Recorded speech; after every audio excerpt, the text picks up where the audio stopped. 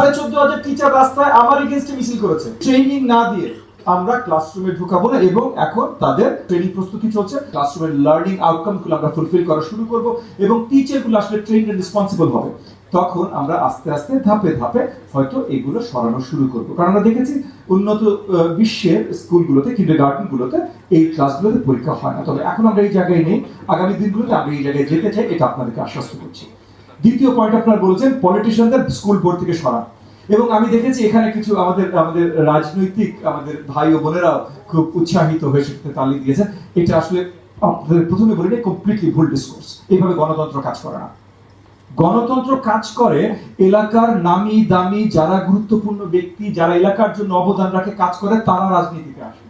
আপনি যদি গণতান্ত্রিক সরকার ব্যবস্থা চান, গণতান্ত্রিক রাজনৈতিক ব্যবস্থা চান, এবং বলেন যে আপনি রাজনীতি যারা করবে তাদেরকে সব জায়গা থেকে আপনি সরিয়ে দেবেন, এমপিরা কেন থাকবে? এটা ঠিক আছে, এটা আমি আপনার সাথে একমত, এটা ঠিক আছে। এটা আপনি যদি বলেন যে যারা পার্লামেন্টে আছেন বা এই যে বড় সরকারি দায়িত্বে, যে কোনো সরকারি দায়িত্বে আছে, তারা থাকবেন, আমি এইটাতে আপনার সাথে একমত।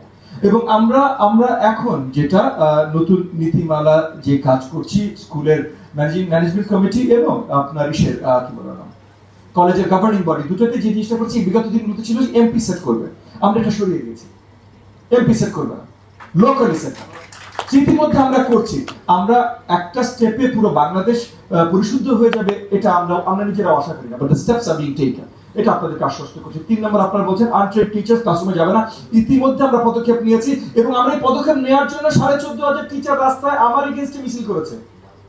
কিন্তু আমরা বলেছি ট্রেনিং না দিয়ে আমরা ক্লাসরুমে ঢুকাবো না, এবং এখন তাদের ওই যে গত বছর পরীক্ষা দিয়ে বছর নিয়োগ পেয়েছে 14,500 টিচার, তাদের ট্রেনিং প্রস্তুতি চলছে। তারা ট্রেনিং করে হয়তো within the next 4 to 6 months তারা শ্রেণী কক্ষে প্রবেশ করবে। সো আমি এগেইন আপনাদের আশ্বস্তের জন্য বলছি।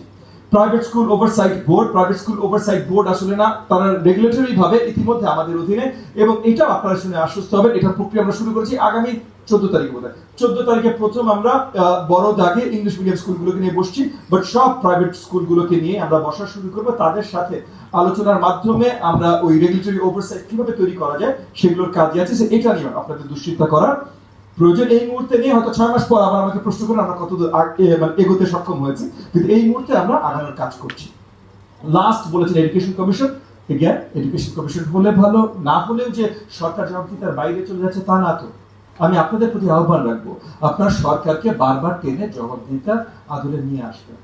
এই যে সরকারি একজন এমপি মহোদয় আছেন, সরকারি একজন মন্ত্রী মহোদয় আছেন, প্রতিমন্ত্রী আপনাদের এখানে আছেন, শিক্ষামন্ত্রী আছেন, আরো আছেন, তাদেরকে ডাকেন, তাদেরকে বারবার করে জিজ্ঞেস করেন, তাদেরকে প্রশ্ন করেন।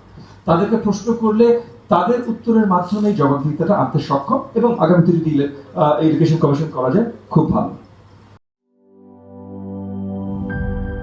ইউরোপ, এশিয়া, আমেরিকা যেখানে যাই, বিশ্বের 145টি দেশে আজ ফ্রুটো পাই।